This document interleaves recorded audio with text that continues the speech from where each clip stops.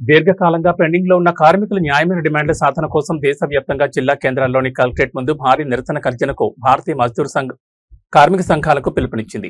BMS జిల్లా అధ్యక్షుడు నరసింహారెడ్డి అధ్యక్షతన భారీ సంఖ్యలో కార్మికులు సంగారెడ్డి కలెక్టరేట్ ముందు ధర్నా నిర్వహించారు.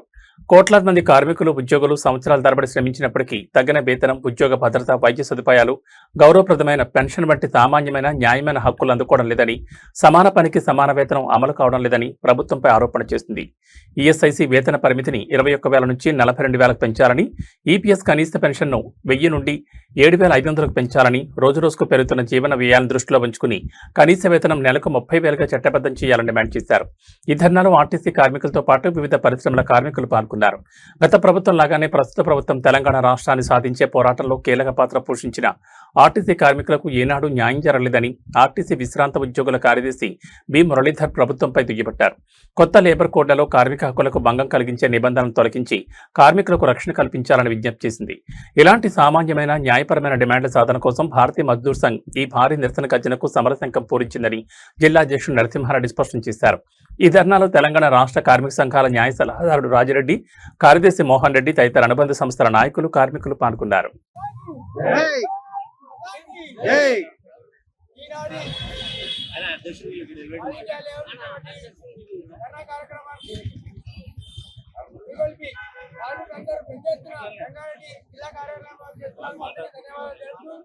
ఈ రోజు పరిస్థితి కార్మిక పరిస్థితి చాలా ఘోరమైన పరిస్థితి. ఎన్ని చట్టాలు మారినా ఎన్ని అయినా పరిస్థితులు మారలేవు. ఆర్టీసీ చెప్తున్నా, ఆర్టీసీ 30 సంవత్సరాలు పనిచేస్తా కానీ నాకు పెన్షన్ లేదు, సరైన సౌకర్యాలు లేవు. ఇలా ఆర్టీసీ వాళ్ళు బతకాలని చాలా ఘోరమైన పరిస్థితిలో ఉన్నారు. ఆర్టీసీలో 36 సంవత్సరాలు చేసినా కనీసం పెన్షన్ లేదు. 1000 రూపాయల పెన్షన్ ఉంది, బతకాలి వస్తుంది. భార్య భర్తలు 1000 రూపాయలు ఏం చేయమంటుంది. అదే ఎమ్మెల్యేలు ఒకసారి కలిస్తే మనకి ఎన్నో విధాలైనటువంటి పెన్షన్ సౌకర్యాలు ఉన్నాయి. మరి ఎన్నిసార్లు ఓడిపోయి ఎన్నిసార్లు వెళ్తే అన్ని సార్లు ఆయనకు పెన్షన్ మాట్లాడారు. కేసీఆర్ గారు తెలంగాణ వచ్చిందంటే తెలంగాణని కార్మిక వర్గము ఆడికి అందరూ కలిసి కష్టపడితే సగం సమయంలో కష్టపడితే తెలంగాణ వచ్చింది. తెలంగాణ వచ్చిన గద్దెక్కిన తర్వాత కార్మికులందరినీ దూరం పెట్టారు. ఆర్టీసీలో కార్మికులు యూనియన్లే కూడా తెచ్చాడు. ఆ పొగలతో వాళ్ళు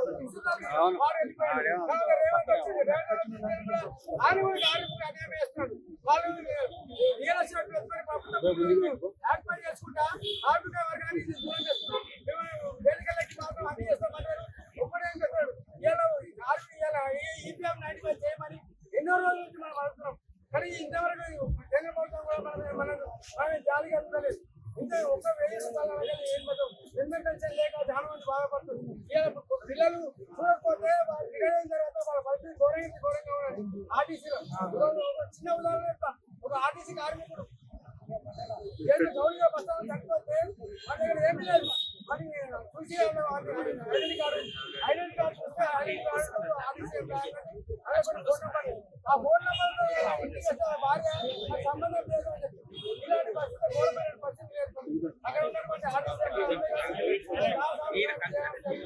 ఇలాంటి ఘోరమైన పరిస్థితి ఆర్టీసీ పిల్లలు వాళ్ళు ఏమీ ఎవరు పక్కలేదు. పిల్లల్ని చాలా మంది పోరాడి పరిస్థితి 15 సంవత్సరాల నుంచి ఆర్టీసీలో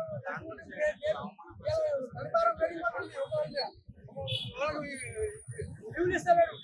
లీవ్ ఇచ్చినా కానీ ఇలాంటి కఠినమైన చర్యలు గవర్నమెంట్ గౌరవిస్తుంది.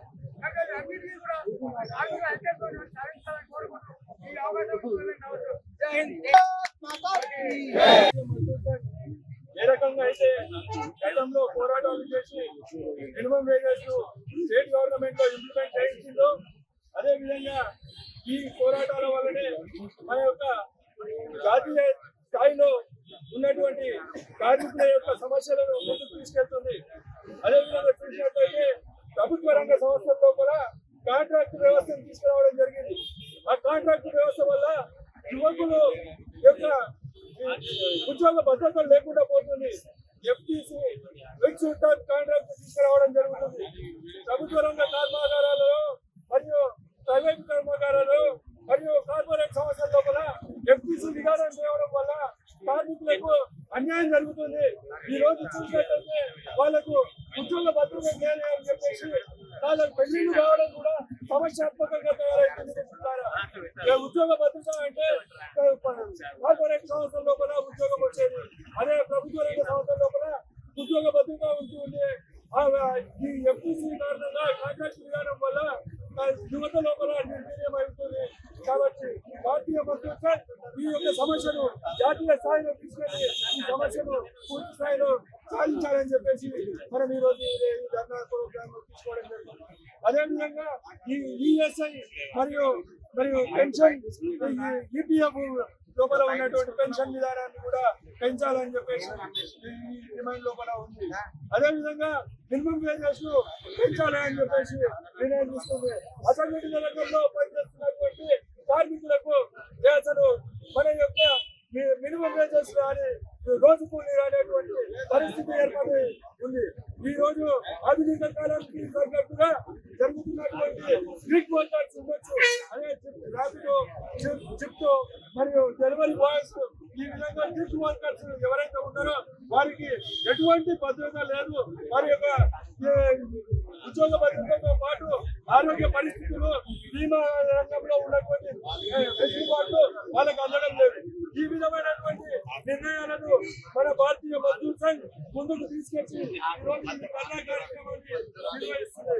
కాబట్టి ఈ ధర్నా కార్యక్రమాన్ని మరింత ముందుకు తీసుకెళ్లి ఈ సమస్యలను పరిష్కరించేంత వరకు నిర్ణయం ఈ పోరాటం కొనసాగుతుందని చెప్పేసి తెలియజేసుకుంటూ నాకు ఈ అవకాశం ఇచ్చిన పెద్దలందరికీ నమస్కారం తెలియజేస్తున్నాను. భారత్ మాతా కీ జై, భారత్ మాతా కీ జై, వందే మాతరం, వందే మాతరం.